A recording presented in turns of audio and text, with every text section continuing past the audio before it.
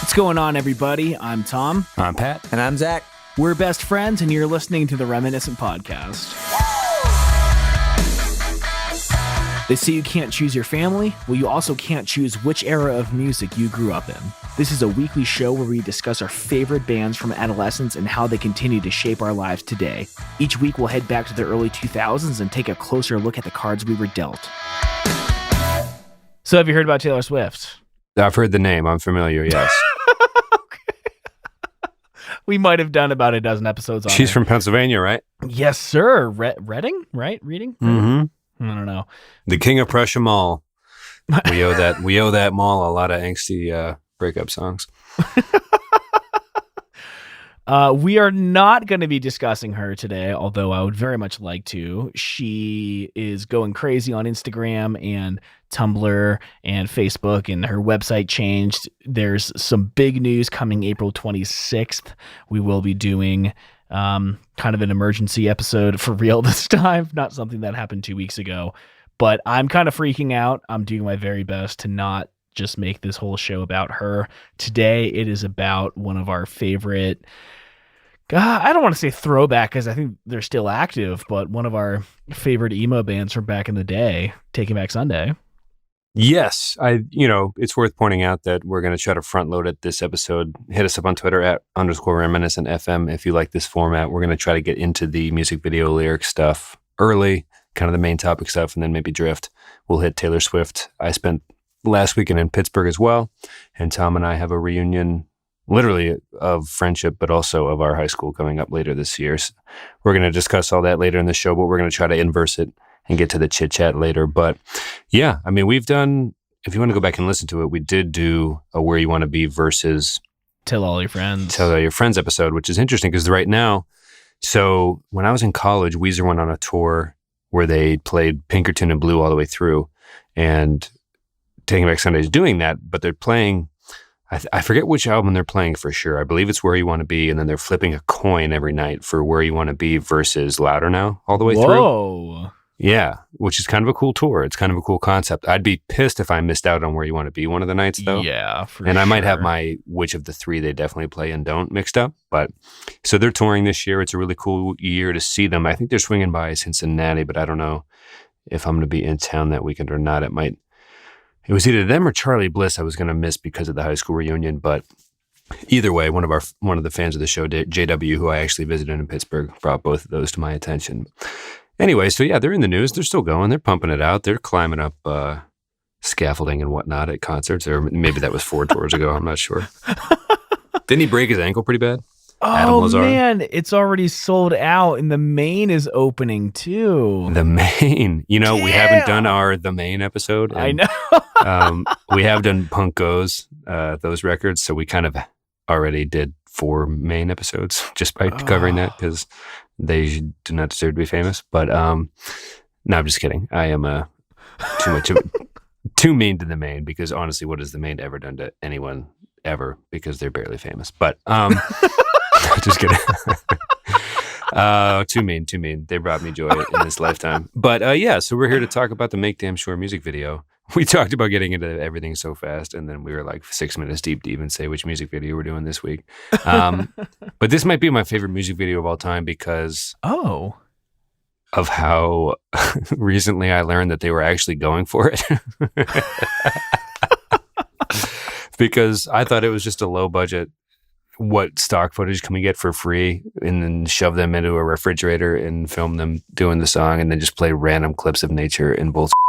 And then you showed me this like MTV mini series or mini documentary. What was that, and how'd you find that? So I remember watching it at Adam Stolarski's house, who was the 4th member of our high school band that shall not be named. 400 par. It was a golf score. Well, it was back when Irreverence was like trendy. Like I think Tim and Eric was on the rise. They may or may not have just directed like that first weird Old Spice commercial. So like that like kind of bizarro comedy came out. And I think it's kind of like one of those things where in the room when we were naming it, the randomness of a golf score, seemed funny in the room, but we should have market tested that, or you know what I mean. We should have. What would be the term for that?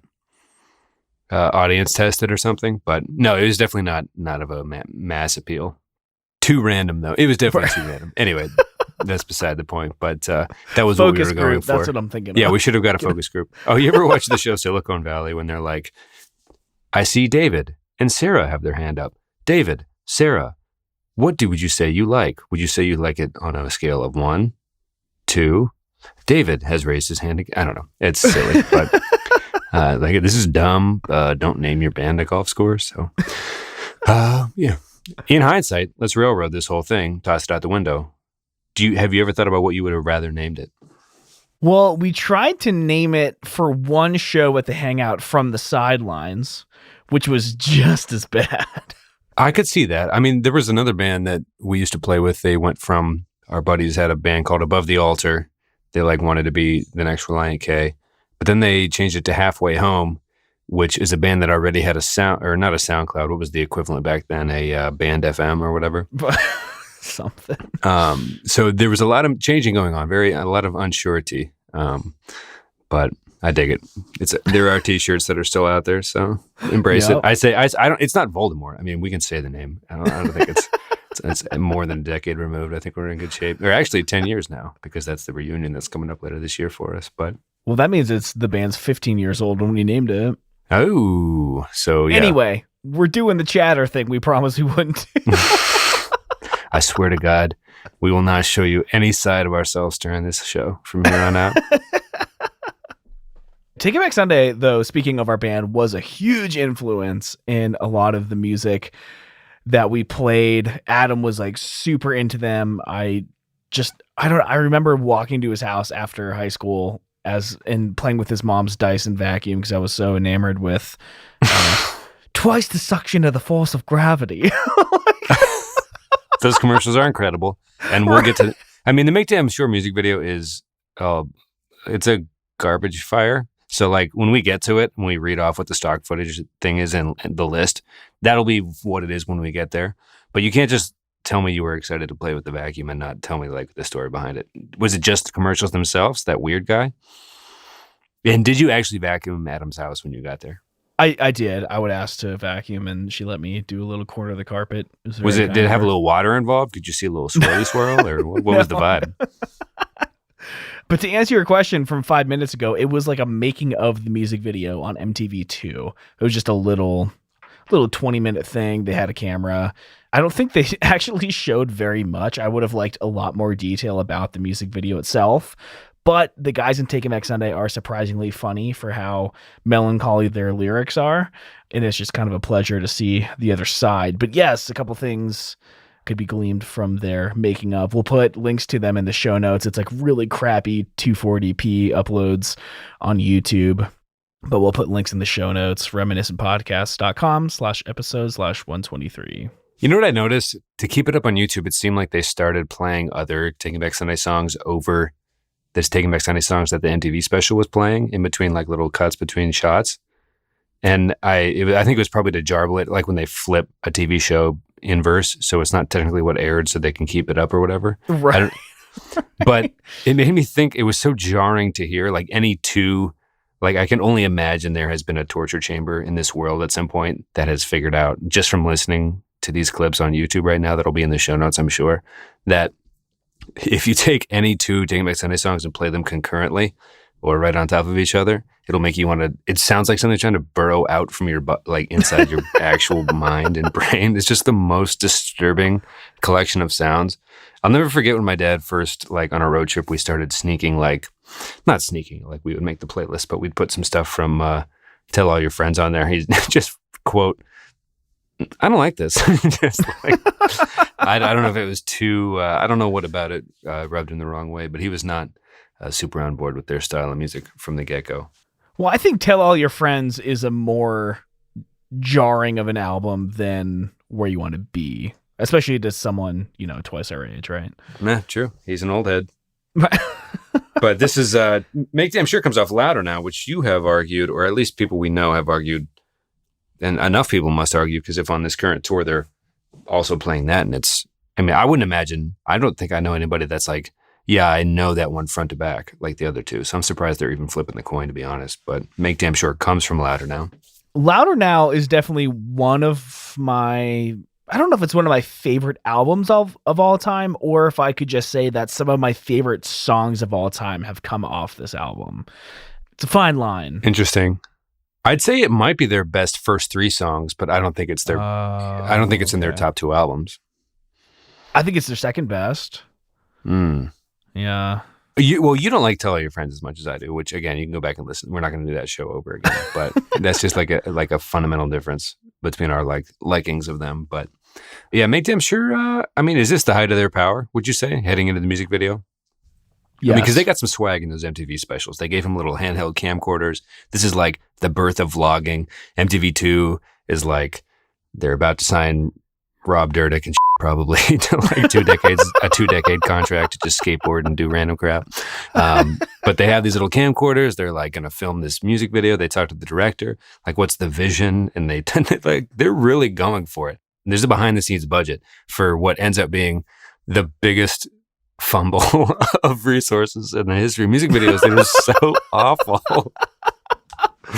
We bundled up all this stock footage and we're going to shove you in an actual old refrigerator that used to refrigerate chicken or something. I think they reveal in the behind the scenes look. Oh, it's so awful. Oh yeah. It was so funny. I mean, they're all so hilarious. And they were saying this wind tunnel they're in was an old refrigerator. And they said it's ironic because it was hot as in there the whole time.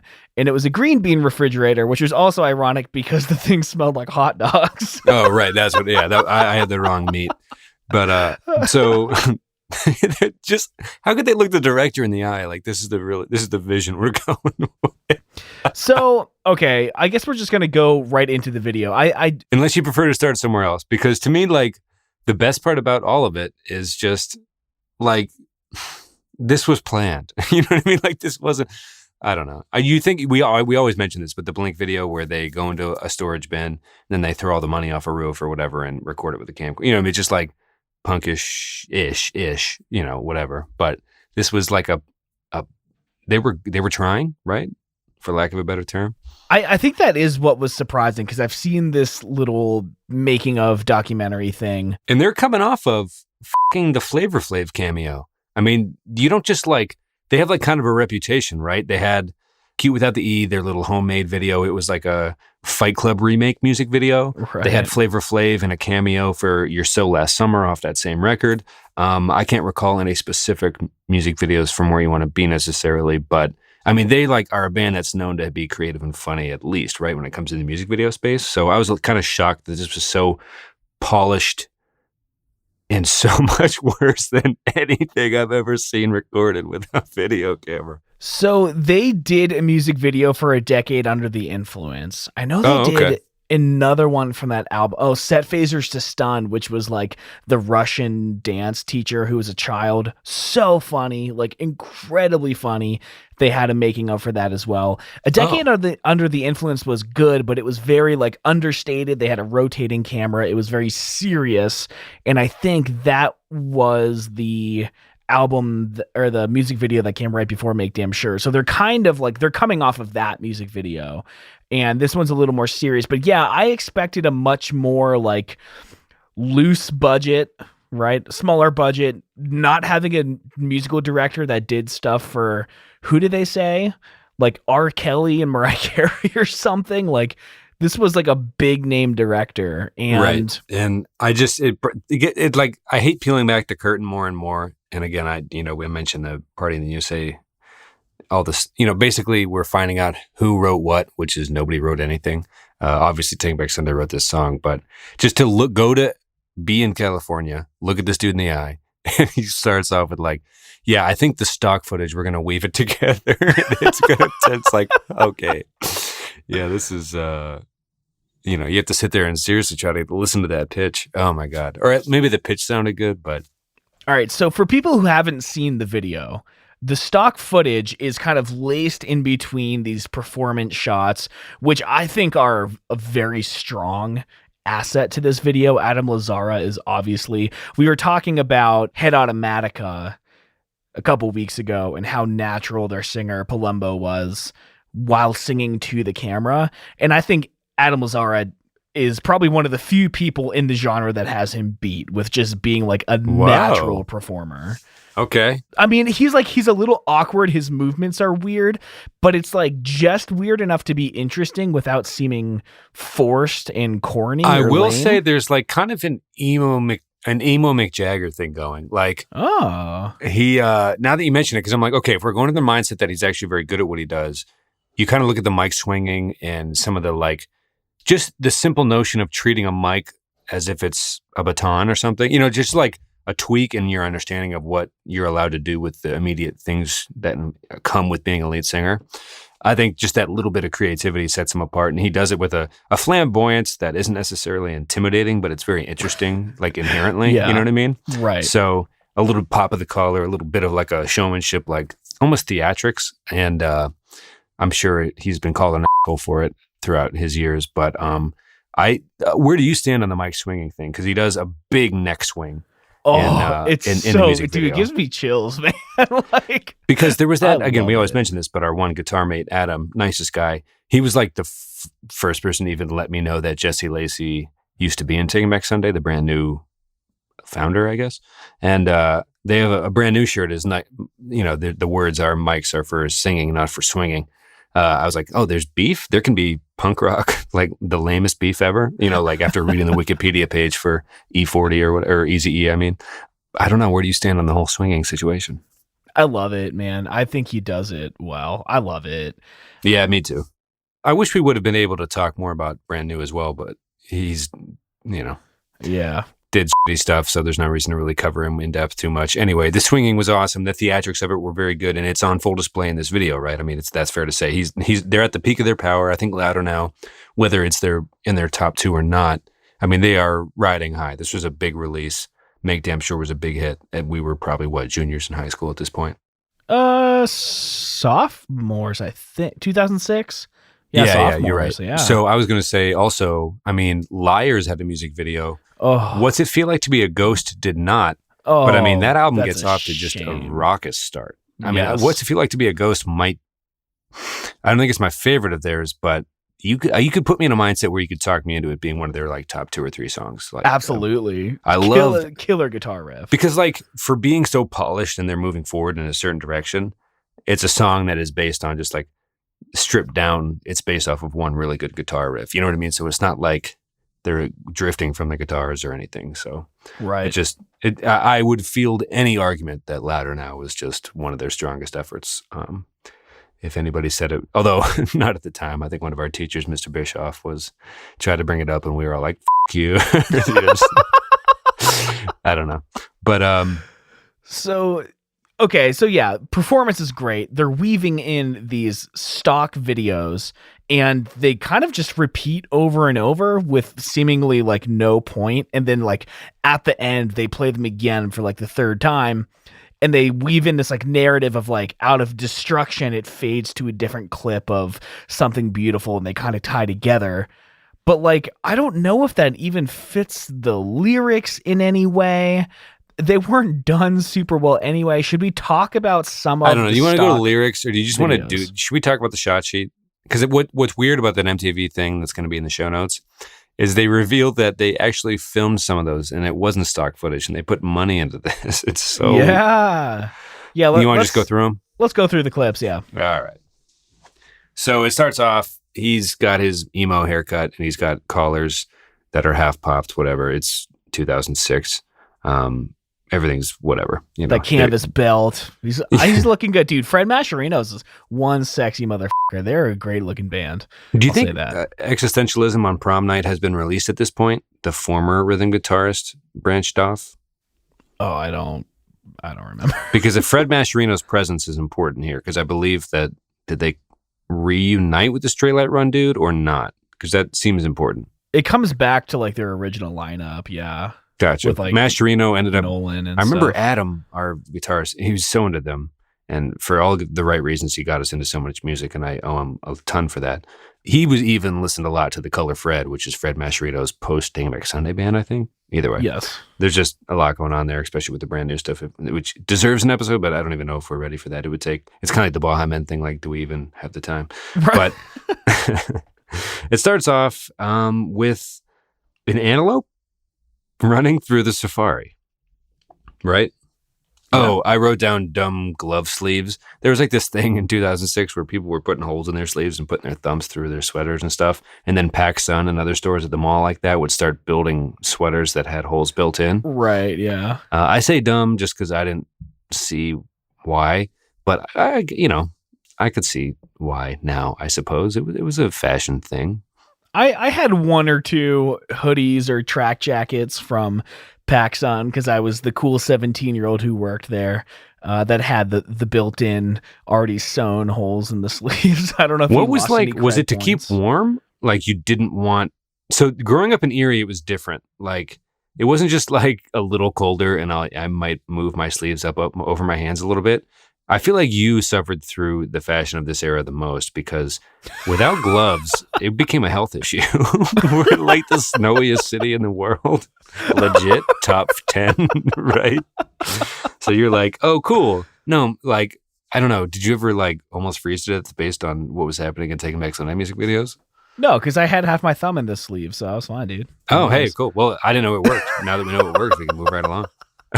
That's where you keep all your core temperature. That's right. It's all in the hands, baby. It's all in the base of the thumb, I should say. No, I remember my dad commenting like, "You guys walk around with no coats." It's like the most dad thing ever. Like, what are you gonna do? Like, you just expect the car's gonna work? Like, what happens if you have to walk? You gotta have sensible footwear, and you gotta have a good winter coat. It's just like everyone's just walking around in sweatshirts. What the hell do you think's gonna happen? It's like, all right, Dad, at this point, you're only about 45. You're acting like you're a little, save it. 20 years from now, let it rip. But right now, no, now's not the time. I mean, I only got strep throat 4 times a year, so I don't think, like, no joke, 3 or 4 times a year. See, I don't know. Again, this might just be an Erie version of this experience, but I'm like, who is keeping their hands warm this way? Like enough to mass produce sweaters, you know what I mean? Like, well, I mean, I don't know if it was supposed to like keep the sleeves from like riding up, but I've never had that issue in my life. Right. Like just from a logistical standpoint, like I get it's a stylistic thing, but there is actually zero logistical like reason for the thumb hole, right? But for like people started cutting them. So that's why they started making them. So I'm wondering, like, we should do an episode on the history of the thumb hole, I guess. But really, it would be the thumb hole on a sibling or a friend's or a boyfriend's or girlfriend's undersized hoodie anyhow, right?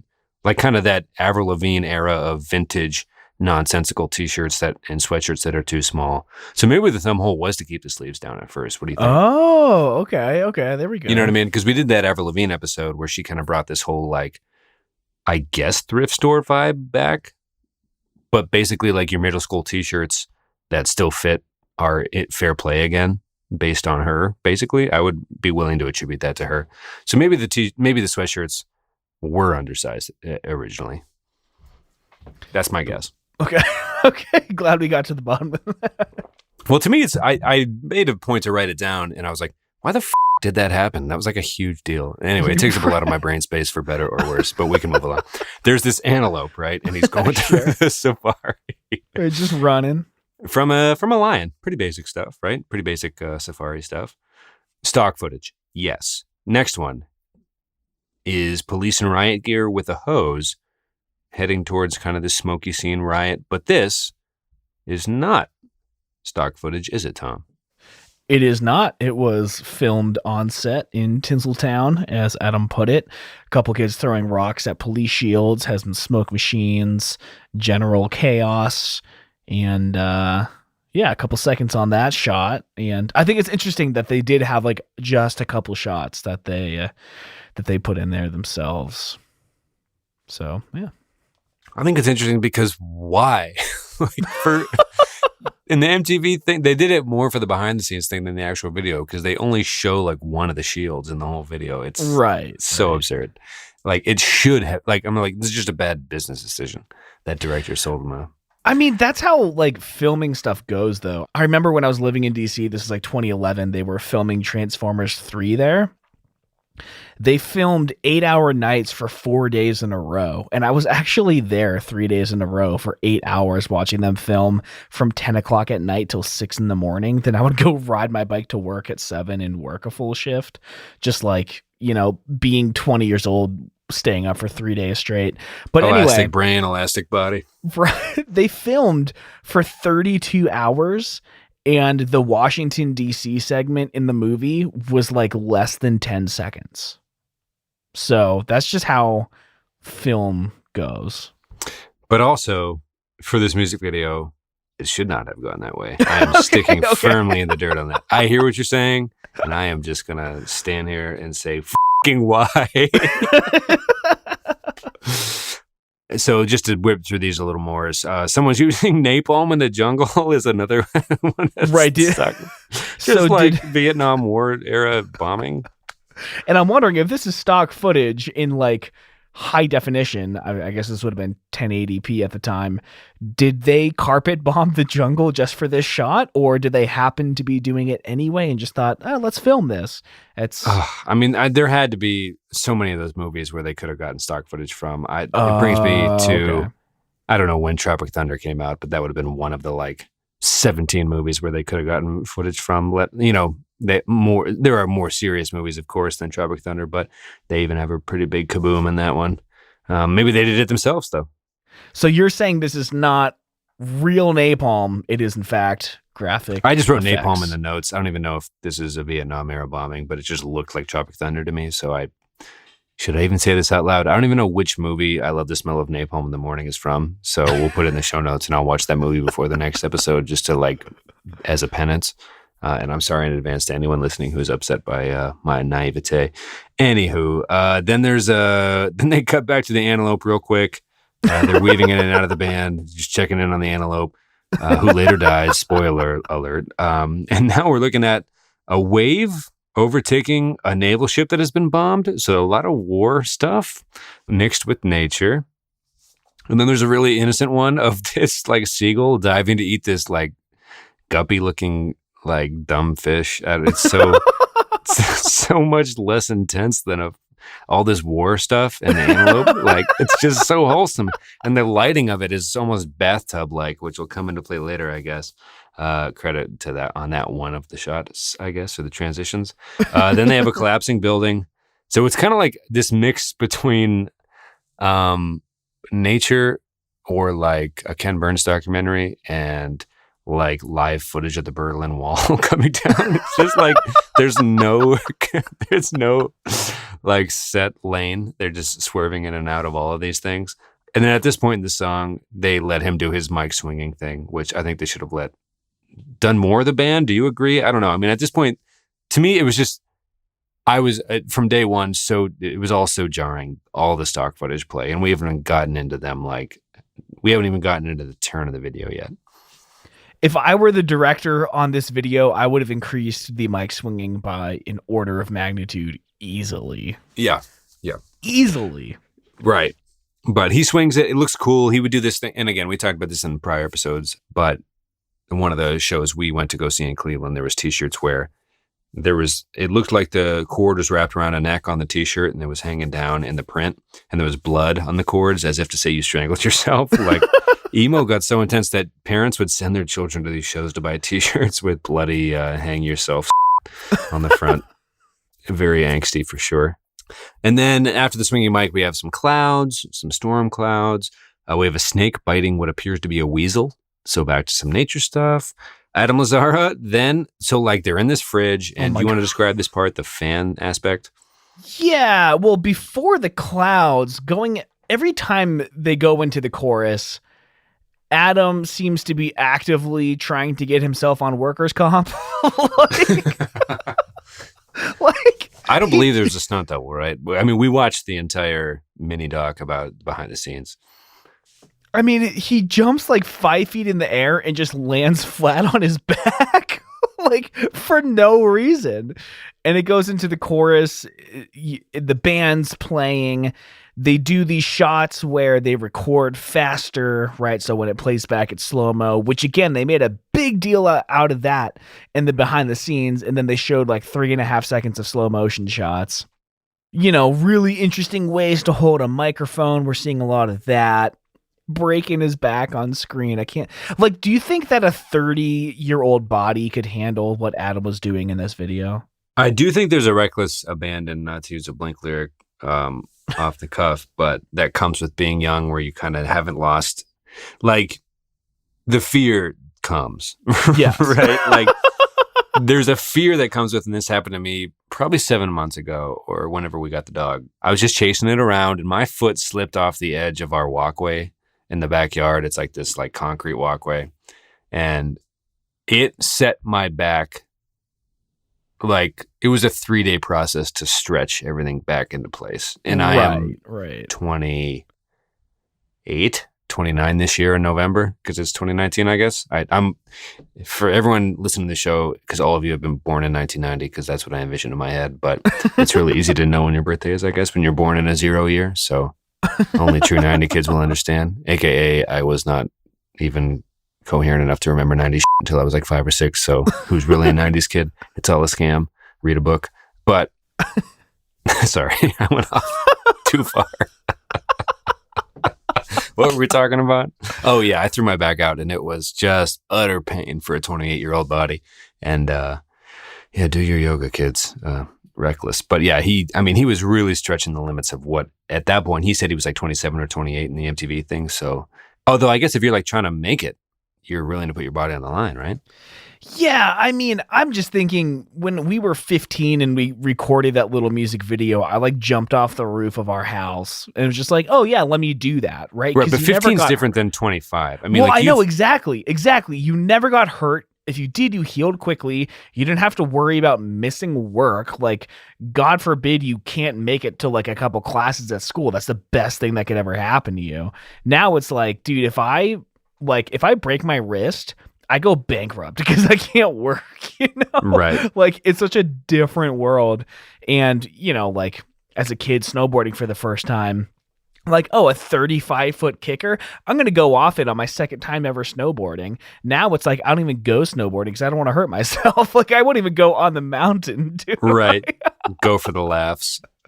Whatever would get the laugh back in the day, but now it's a little different. But so he jumps really high, and it's not it's not a fridge anymore. They're just in that fridge, right? So he lands hard. And then at that point, we're looking at, just the industrial fan that they apparently green screened into the other side of the fridge when they are getting blown back, this Matrix thing. Do you want to talk about the leaves that they were putting out into the fans in the fridge before they did the transitional shots of the stock footage? Yeah, I didn't really get that because it was so clearly leaves. And it was first of all, why would leaves be there? And second of all, there are fans blowing in both directions. Yeah. And I don't think that's how a wind tunnel works. Right. So they basically just pelting these young children with leaves for a bunch of takes. And as they mentioned in the MTV thing, they kept breaking up because they were dry leaves. So that whenever they'd rake them up and sprout them out again with the fans on at full blast, they would get smaller and get stuck in their eyelids and just really hurt and cut them. So from the riot scene to everything, this all seemed so silly for such a bad music video. But anyway, moving on to what it ends up being. So he tosses the mic, he's falling, everything's wild. A cliffside explodes because of, I'm assuming, dynamite. They're just now it's this is, okay, they're not, damn it. I guess they're trying to show us destruction, but now they're starting to turn the shots into other shots. So the antelope gets caught by the tiger, death, and then it twirls in a way the tiger does the death shake of the neck of the antelope, and it flings helplessly and full of death in a way that mimics a girl doing a cartwheel at a birthday party. Right. So it fades and the antelope's feet are in the air, and then it fades to a girl with her arms in the air doing a cartwheel. Right. The antelope's lifeless feet, might we point out. So it's oh, I never thought about that. That an antelope getting flung around like a damn rag doll looks exactly like a 12-year-old girl doing a cartwheel at a party. Like, oh, it really makes you think. And then Well, can we talk about this girl at the party though? Because this scene, to me, like, this is the most jarring point of the whole thing. Like, okay, stock footage. This is a cheaply made music video, and then you're like, no, wait, they're trying to make this into something. Like, no, there's a message. Oh no, what are they doing? It's a message. It's a girl at a party. So the thing that bothers me about the girl at the party is she has her arms up, like, and I don't know why I'm motioning this alone in my basement with my arms up. She has her arms up to do a cartwheel, and if you look in the background, everyone's already applauding her. The bitch hasn't even done anything yet. She's just putting her hands up. They should applaud the antelope and lion for participating in nature, is what they should be doing. I guess what they should not be doing is applauding the director of this music video for trying anything involved with this project. Yeah. I mean, yeah, the music, I mean, do we even see the party again? Like, No, it's it was like, just that one shot. Yeah. I mean, this music video isn't great, but that shot just comes in out of nowhere, ruins everything for sure.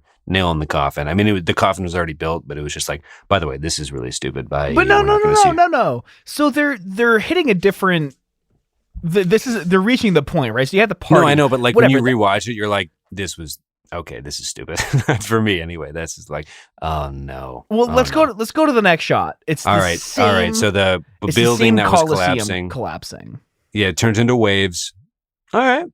That's not so bad. That's not so jarring. If they've led with that and then gone to birthday party, I might have understood. But now it's just like, all right. Yeah. The shot of the building falling, it looks like a huge coliseum, obviously getting, controlled, explosion, dynamite, whatever. The way it crashes and then the wave comes in is actually a pretty decent transition. I'm not going against you on this one. That was nice. It's followed by more fan blowing. And more napalm. But they go from like something that's decent, like you just said, like a nice transition. Like, okay, like, there's beauty in some of this, right? There's a circle of life to it. But then they go to the napalm into a ballerina. Napalm to ballerina. I don't even remember what the shot looked like. But, obviously the cartwheel, you can kind of tell how the antelope's flipping. It's kind of jarring. Anyway, napalm to ballerina. Adam really falls hard now because he had been jumping in slow motion this whole time. His legs kind of give out. It's actually an impressive shot. I don't know how this dude is doing it. And also, if the director he does was like kind of a Matrix thing, right? Yeah, like his knees bend like all the way back. But I'm wondering if the director was like, can you fall going into every chorus? Like, right. What is with it? He's not in good shape at all. And we'll get into the lyrics about where his head space might be after this, if we have time. But riot gear turns into a person watering the garden, just some old lady. Like, damn. I've already wasted all my laughs. Just like super weird.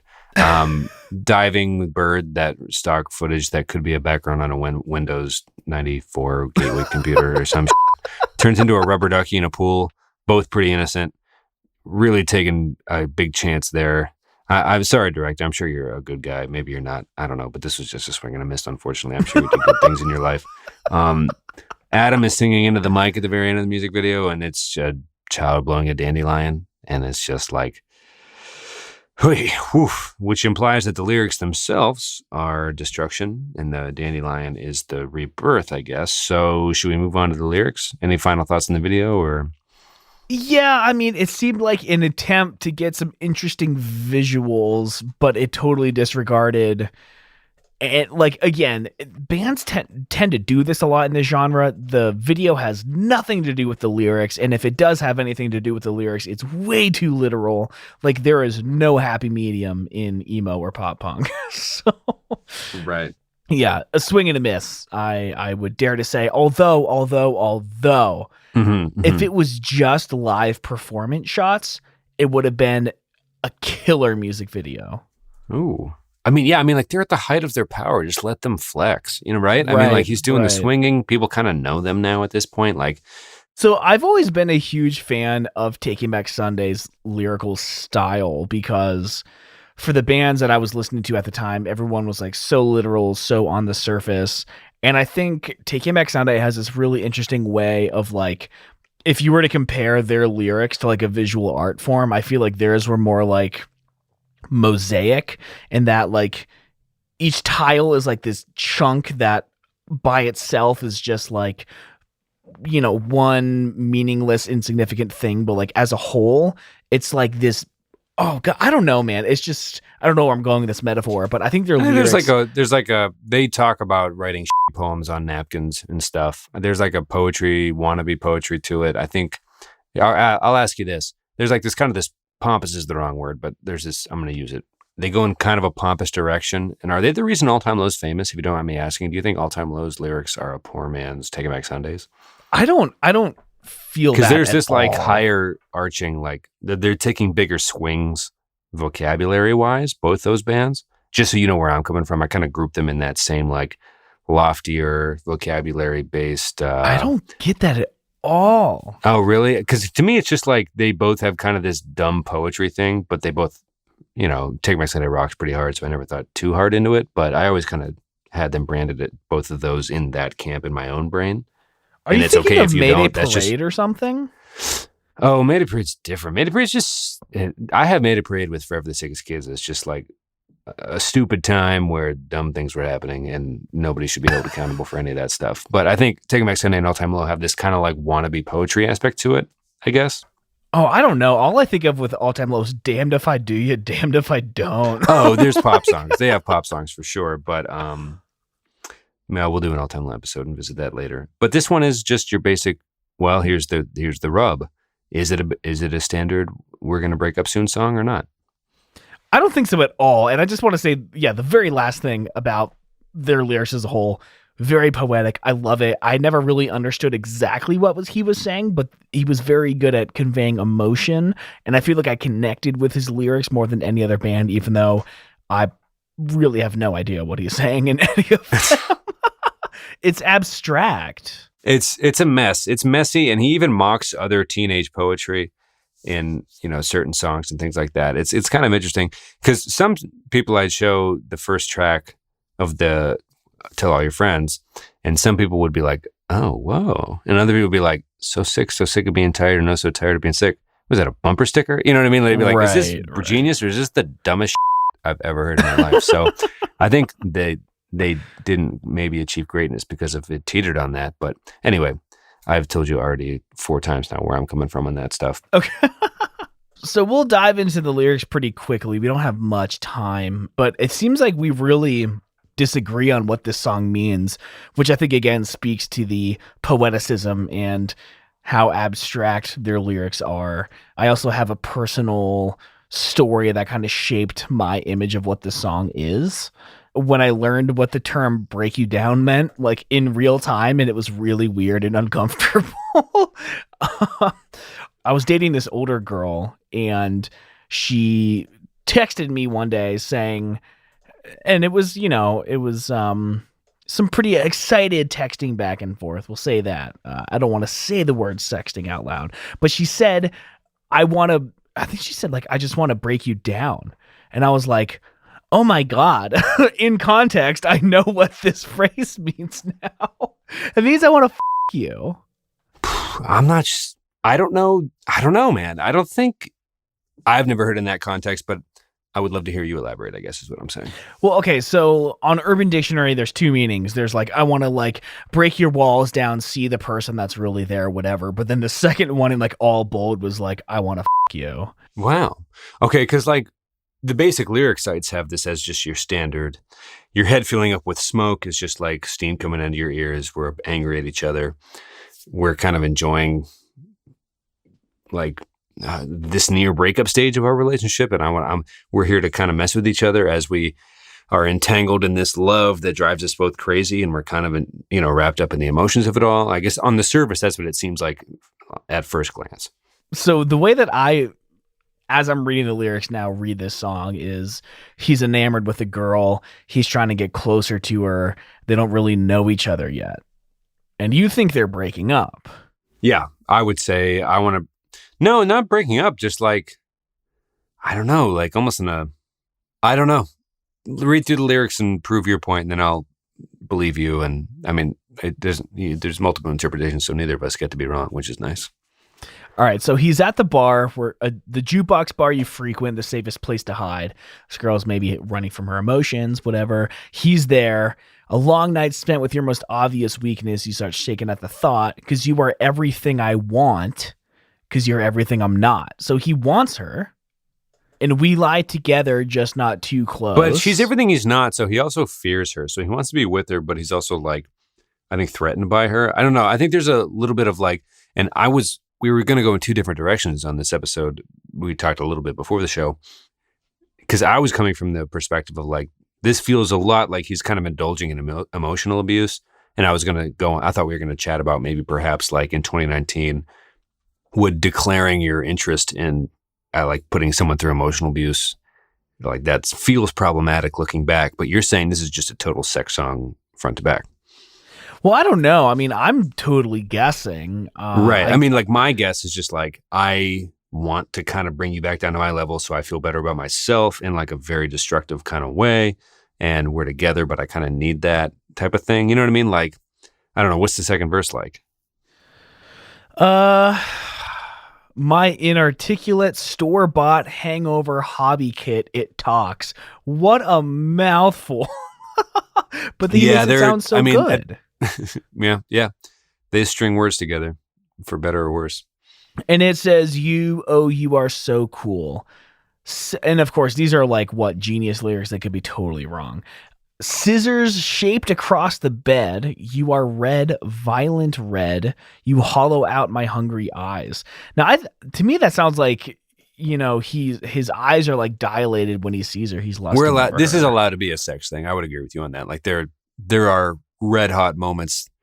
There can't just be all manipulation. There's got to be some type of. I would agree that if you're taking a sex stance on this song, this is the verse that would be kind of your primary evidence, and I'm with you on that.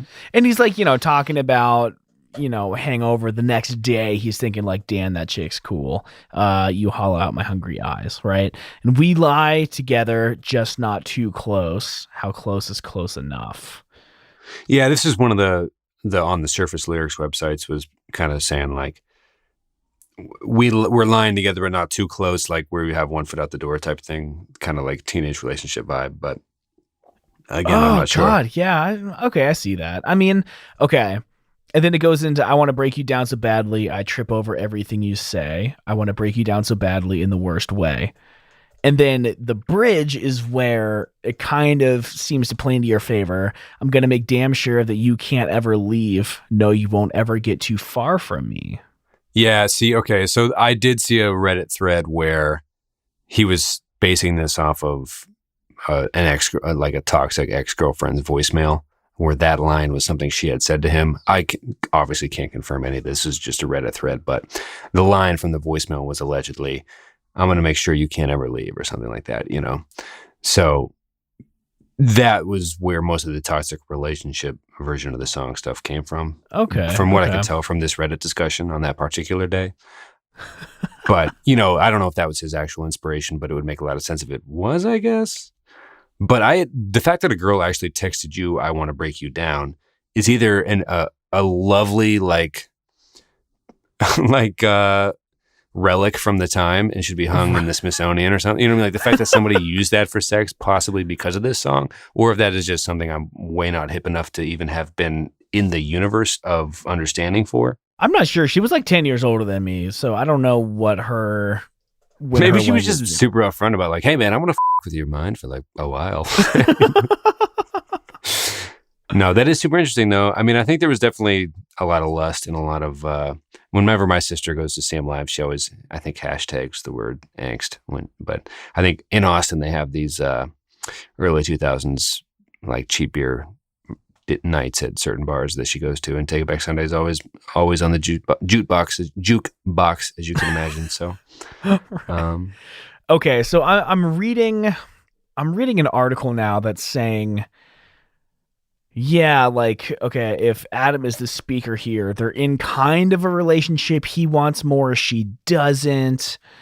So he wants to break her down so that she can never leave, like break down her walls, allow her to get closer to him because he wants love. She might just want to, and she's kind of 1 foot out the door and he's trying to get her in. So, Oh, interesting. So all he wants to do is break down her like wall of bravery or something. Yeah, I don't know. I mean, she has these walls up to not get too close to anyone. That's interesting. So she's like at the dive bar trying to play it cool, but he's like, no, like I want to lie close when we lie together and all that. I don't know. I could see that as well. Like, yeah, he's trying to get a girl to really like him because he likes her. You know what I'm saying? I kind of like that one. I like that one the best. It's the least problematic, that's for sure. Yeah, and it's just, there's a lot of anger in it, right? Because he wants this girl and she's just like, Well, it sounds so angsty, but when you phrase it like that, it's just like, no, I want to break down your walls. I want to talk to you. Like it's cuter that way. Because what we're talking about is like kind of demented in a weird way, emotional abuse and all that, but it's like, if he just wants a girl to put her swords away for a little while and just talk about like, hey, I actually I've caught feels and whatnot and all that. So I like that version. I kind of want to end it there.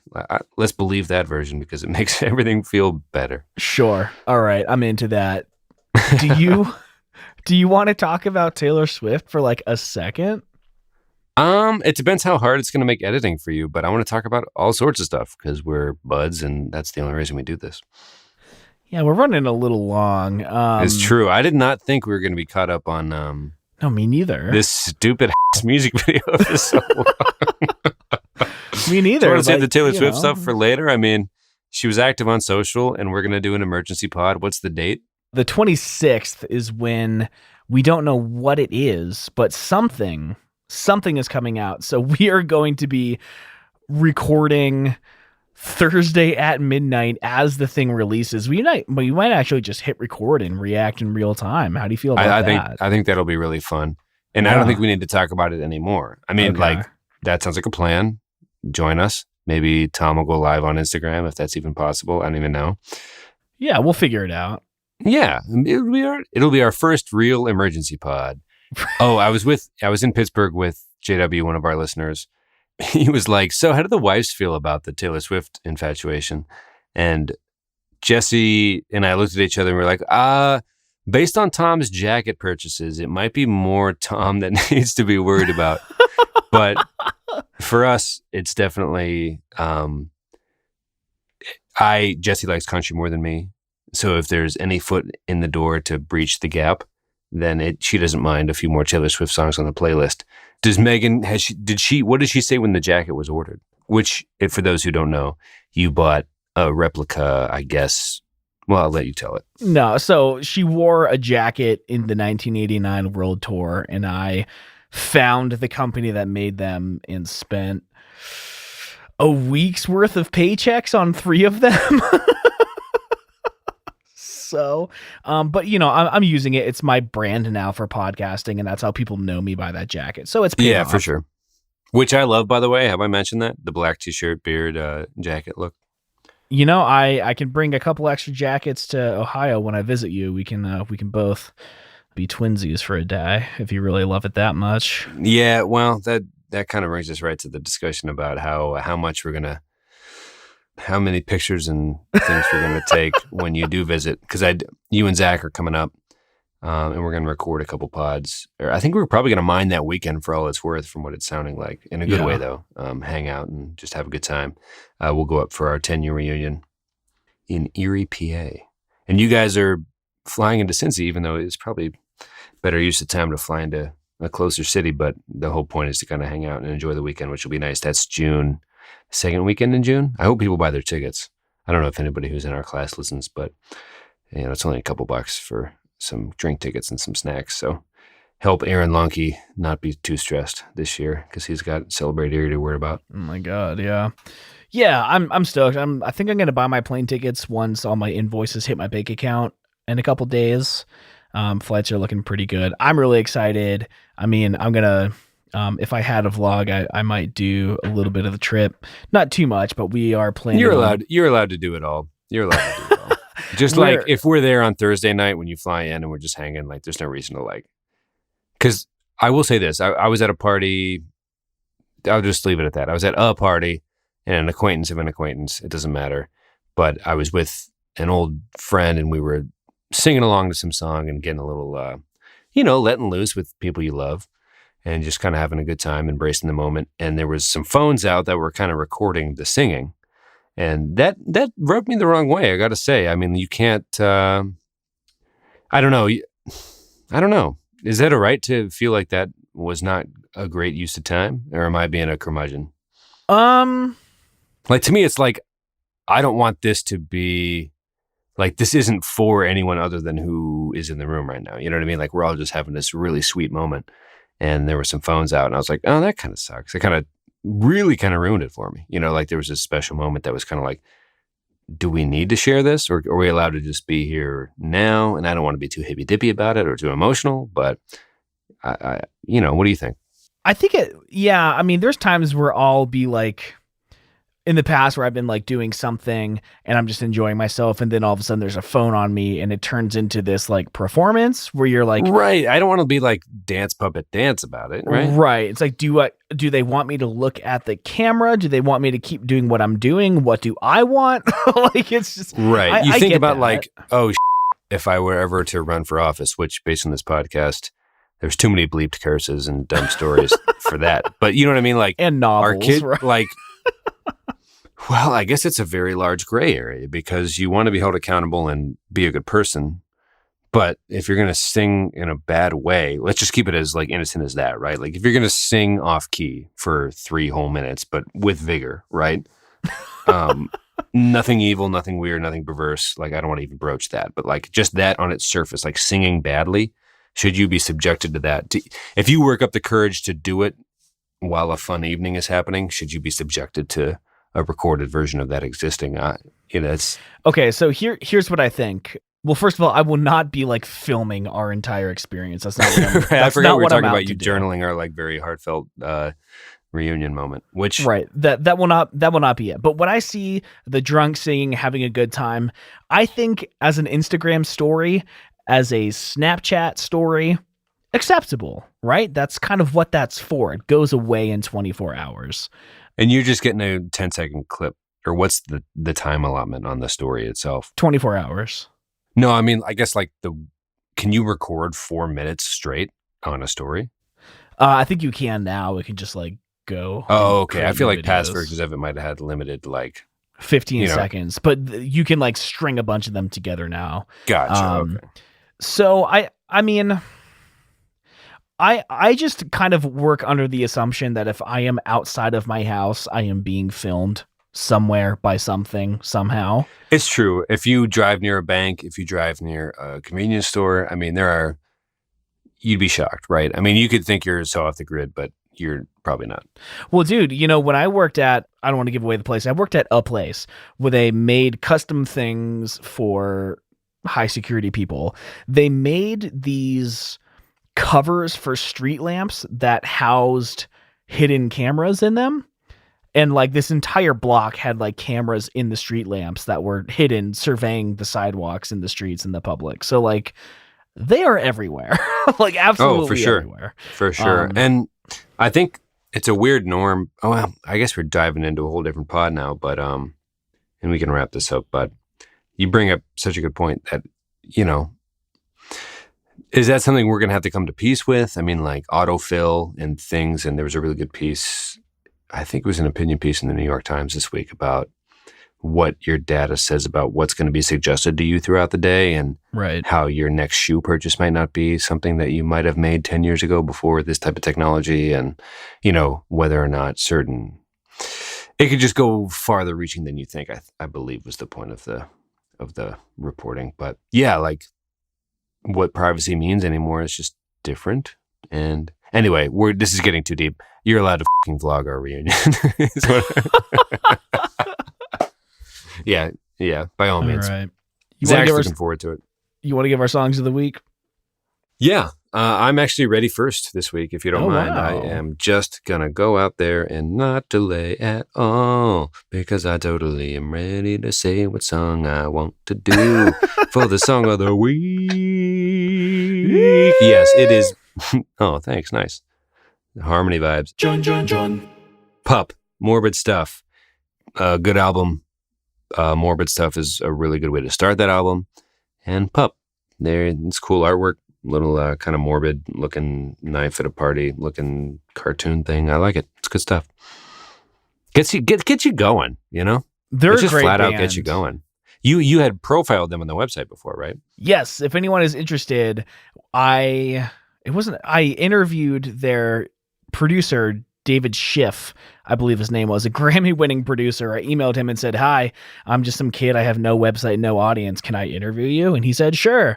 So Nice. It's from their last album, just kind of the production. If you're into audio production, you might enjoy it, but it was kind of fun. Yeah, Pup is a great band. I haven't listened to their new album. I've been really stuck on Stand Atlantic, a really awesome band from Sydney. But mine for this week is Way Down by The Dangerous Summer, one of my favorite bands of all time from Baltimore, Maryland. I used to see them, felt like every month when I was living in Arlington. Sam Pura produced the record. We had him on the podcast, episode 93, talking about the story so far. I asked him if he would come back to talk about the record since he produced, mixed, and mastered this one, and he said, sure. Whoa. So we might be having Sam back. Easily the best episode we've done. It was, I think, probably 20 times more successful than any other episode we've done in the past. So we'll have him back for sure. I was going to say, I mean, we used to talk about the numbers, but we made a kind of a rule not to name them anymore. But things have been good. And I wouldn't, another Pura bump. Who knows? I'm just saying, like, you got to play the game at a certain degree. You know what I mean? Like, hello to all the new listeners and all that. I hope you're enjoying this one. But right. He was fun to talk to anyway. I mean, and Dangerous Summers, I mean, that band means a lot to me. They are in my desert island. Which we should do another one of those pretty soon, just once the rules are set. Yeah. I will say this, my favorite part about doing this show, or at least my least favorite, is learning about a band that's really good and then coming to Tom with the song I really like. He's like, that was my song of the week recommendation like 7 months ago. Like, right. Just blatantly ignoring each other's song recommendations. I really should go. We need our biggest fan, Matt Pollock, to make another playlist. He made like this crazy thing. It was like the first time podcasting became absurd to me is when Matt just made a playlist of all our recommendations for like the first 100 episodes or something on Spotify. It was surreal and really cool, and Matt is outstanding in so many ways. And I think anyway. they wrote a script that automated a lot of the process, I believe, which is even more wildly impressive to me. Right. Well, Matt was even on Twitter asking us about the process of like getting our new site and everything like that. So, which you are struggling with currently. Well, struggling might be kind of editorializing a little bit, but you are building. Well, God, Squarespace kind of sucks. I was talking to Matt about that too. They never do what I want them to do. I want to combine like 5 templates together. Yeah, they're not a sponsor if you couldn't tell. Right, no. So, I mean, they do what they do very well, but I just want more is the problem. Oh, Tom. I want a lot more customization. I'm trying to optimize it for the podcast and for writing articles. And it's like, it has to be one or the other. Or like you lose your navigation bar on top. It's like nothing is perfect. And then just today I was like, you know what? I'm going to make my clean cut website on WordPress. I'm going to figure this out. I gave them a boatload of money for a year subscription.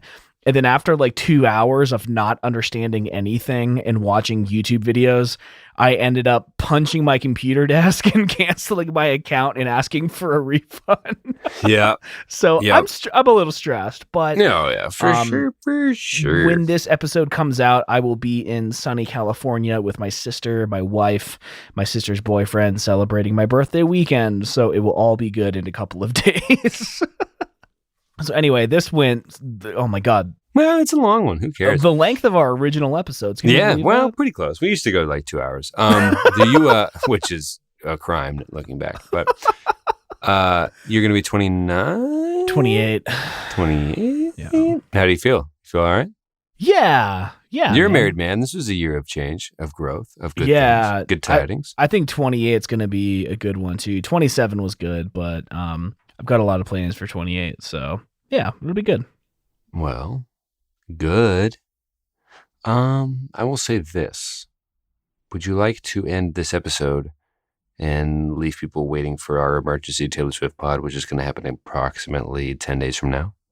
Yes. Well, you're listening to this a full, maybe an exact week before. Yeah, I'm going to be up all night that Thursday. We're going to be recording the episode at midnight, and I'm going to try to have it out by 3 or 4 in the morning. So. Yeah, it's going to be a good use of time. We're just going to be looking at things and having fun. We might even interact on Twitter live with whoever wants to be up with us, so that'll be fun. We'll be in the Discord server as well, the Taylor Swift. Got to be in the Discord server. That's exactly where you can find us. Yep. All right. Anyway, this has gone on pretty long, and it was super fun. And I love you all, Tom, and I love you as well. Love you too, man. Yeah, this was a shitty music video, but what are you going to do? Love you, man. Hey, on to next week. Well, that's what made it good. Anyway, bye. See ya. All right, guys, thank you so much for tuning in. Cannot believe how much of a train wreck this video was looking back on it, 15 years later. If you're on Twitter, let us know what you think of this music video @_reminiscentfm. We'd love to chat with you. We're also looking forward to our For Real This Time emergency episode next week, talking about whatever Taylor Swift has in store.